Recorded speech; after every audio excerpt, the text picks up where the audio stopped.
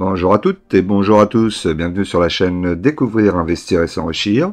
Vous êtes sur la playlist Bourse, faut-il investir sur? Donc aujourd'hui nous voyons l'action SEB. Donc SEB qui est le leader mondial du petit équipement domestique. SEB et ça s'appuie sur 35 marques emblématiques, Tefal, SEB, Reventa, Moulinex, etc. Et un large portefeuille de produits, donc articles culinaires avec les poêles, les casseroles, le petit électroménager culinaire, des articles de cuisson électrique, style friteuse, etc. Petit électroménager non culinaire, équipement de soins de linge, donc tout ce qui est fer, des générateurs vapeur, et ainsi de suite, aspirateurs. Ensuite, qu'est-ce que nous avons? Équipement de soins de la personne, donc tout ce qui est appareil de coiffure, épilation. En fin 2023, le groupe dispose de 41 sites de production dans le monde, ce qui commence à faire quand même pas mal. La répartition géographique de son chiffre d'affaires est la suivante: Europe occidentale 34,1%, Europe, Moyen-Orient, Afrique 15,2%, la Chine 27,9%, l'Asie 7%, l'Amérique du Nord 10,9% et l'Amérique du Sud 4,9%. Bon, il y a quand même une belle répartition géographique au niveau de leur business.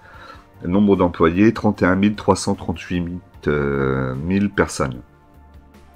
On est dans la consommation cyclique, et si on descend un petit peu plus bas, donc c'est les produits de consommation cyclique. Allez, on va aller voir. Donc, au niveau des patrons, on a Gramont, Casanova. On va regarder. Vous savez que j'aime bien regarder ça au niveau des actionnaires. Alors déjà, je vois une nom de famille, Lescure Family. C'est peut-être les propriétaires de SEB. Je ne sais pas, je vois pas le nom apparaître quelque part. Bon, en tout cas, généralement, quand on voit ça, c'est que c'est encore tenu par la famille. C'est peut-être des parts de la famille qui a gardé. Qu'est-ce qu'on a d'autre? On voit Peugeot Investissement, Thierry Arnaud de la Tour d'Arthez. Je sais pas qui c'est, mais bon, en tout cas, son nom apparaît en bleu. Après, le reste, c'est groupe d'assurance. D'ailleurs, si on clique sur l'Escure Family, est-ce qu'on nous donne des informations?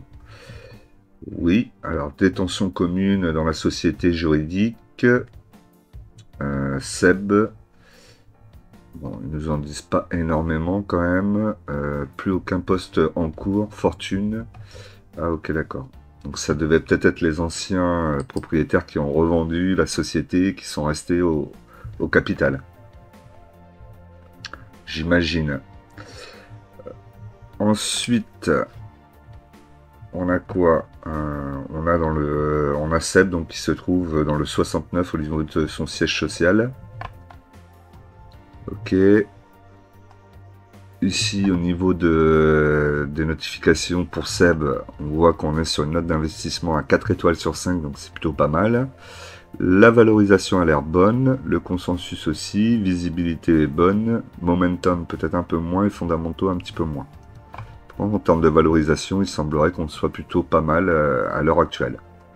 Donc là, on est, le jour où je vous fais la vidéo, on est à 110,7 sur la journée, on a fait moins 1,86%, et depuis le 1er janvier, on est à moins 2,4%. Ok, au niveau de ça, donc là, information importante, c'est qu'on est à l'entour de 110, visiblement, on est plutôt pas mal au niveau du prix. Mais avant d'aller plus loin, je vous rappelle que l'investissement en bourse peut provoquer une perte partielle ou totale de votre capital. Vous ne devez en aucun cas copier ou reproduire mes prises de position. Je ne suis pas un conseiller financier, mais un particulier qui investit en bourse à titre personnel.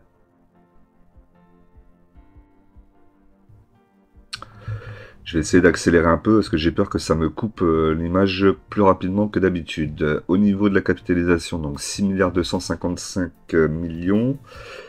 Le PER 2024 est à 13,2 fois les bénéfices. Il a plutôt tendance à baisser là, dans les années à venir. Pour 2023, on était à 16,2. Le rendement 2,66, 2,92 pour 2025 et 3 pour 2026. Donc ça c'est plutôt pas mal. Cours de référence il est à 113,60.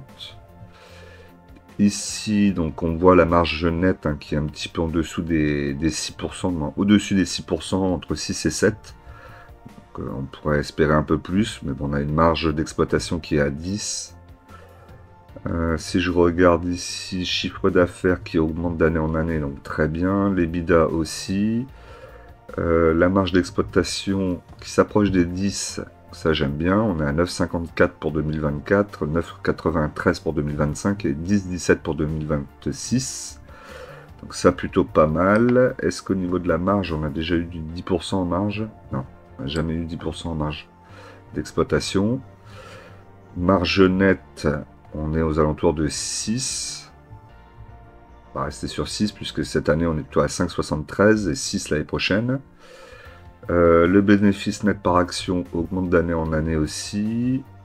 Le cash flow il augmente. Plutôt très bien là-dessus aussi. Alors au niveau de sa dette, on a une dette donc 2024 de 1,592 milliards. Si je regarde, donc oui, c'est vrai qu'il n'y a plus les capitaux propres qui apparaissent, donc ça, total actif 10 milliards 408 millions. Donc, a priori, ça devrait le faire.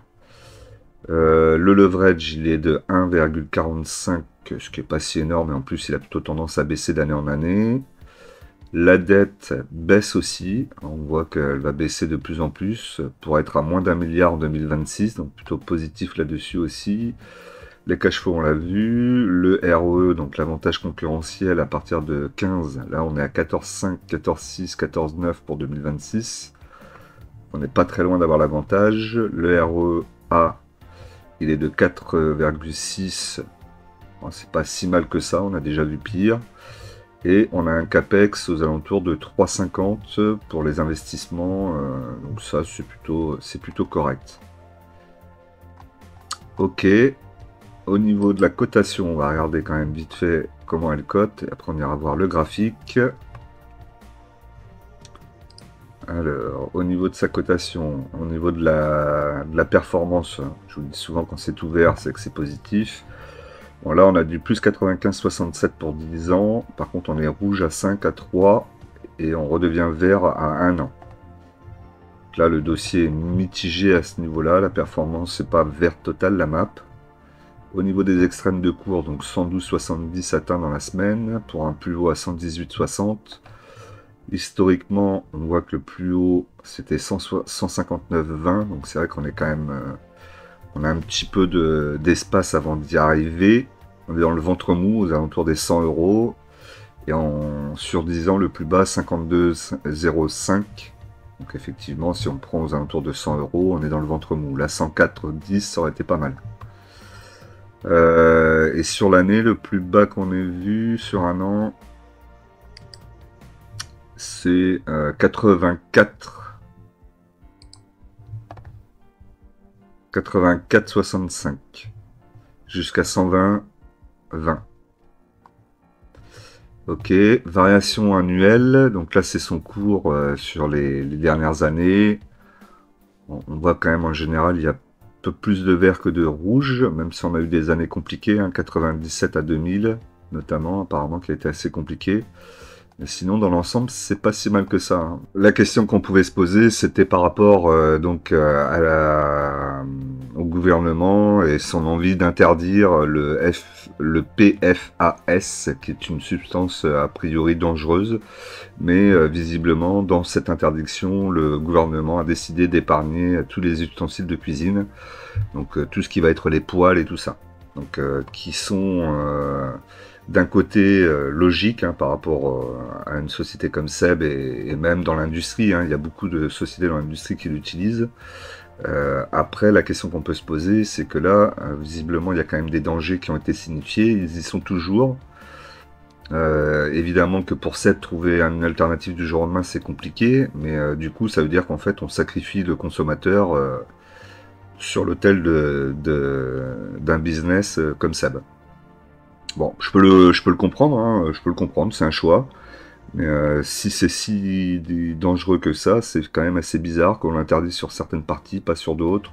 Donc là, a priori, ça va être interdit sur la partie vêtements, mais pas sur la partie alimentaire, alors que vous savez comme moi, hein, qu'on fait tous quand on fait la cuisine, il nous arrive à tous, hein, de prendre la fourchette, de racler un peu le fond et du coup d'enlever un peu du fond de la poêle. Bah, tout ça, c'est très dangereux, c'est cancérigène. Bon, là voilà, c'est une autre question qu'il faudrait se... C'est un autre problème à aborder, mais bon, en tout cas, voilà, l'action SEB est quand même assez solide. Ça, c'est vrai que ça aurait pu poser un vrai problème à son business model. Bon, là, le gouvernement a décidé d'en faire fi et de ne plus aller dessus. De même plus en parler, d'ailleurs. Voilà, bon, pour ce qui était de SEB au niveau de ses fondamentaux et de l'actualité. Et maintenant, on va aller regarder le graphique. Alors, au niveau de SEB, donc on voit ici qu'elle a une belle tendance haussière. Hein, ça, c'est plutôt propre. La seule chose qui m'embête ici, c'est les moyennes mobiles. Hein, moyenne mobile 20 périodes et moyenne mobile 50 périodes. On a une moyenne mobile 20 périodes qui est à 95-94. Et une moyenne mobile 50 périodes qui est à 109-60. Il faudrait qu'elles se recroisent. Pour le moment, c'est pas encore le cas pour vraiment donner une tendance à la hausse.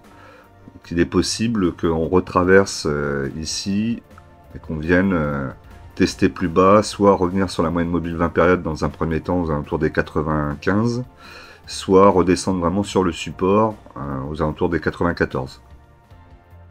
Ce serait une bonne zone, je pense, pour soit commencer sa ligne, soit la renforcer si vous êtes déjà sur le dossier. Voilà, comme d'habitude, je vous rappelle qu'en investissement, les impatients payent pour les patients. Nous, on se retrouve tout de suite dans une nouvelle vidéo.